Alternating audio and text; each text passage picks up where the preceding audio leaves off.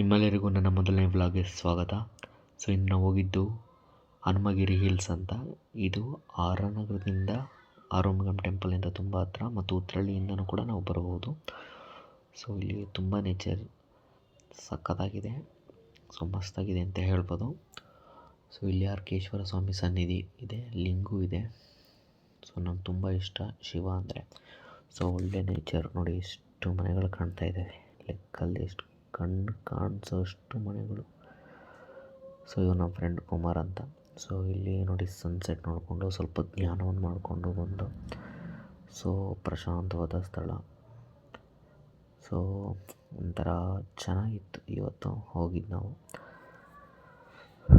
ನೋಡಿ ಯಾವ ರೀತಿ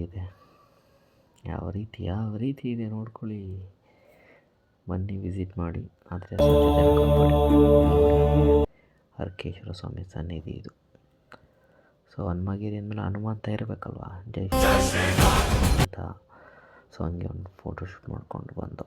ಸೊ ವಿಡಿಯೋ ಇಷ್ಟ ಆಗಿದ್ದಲ್ಲಿ ಸಬ್ಸ್ಕ್ರೈಬ್ ಮಾಡಿ. Thank you.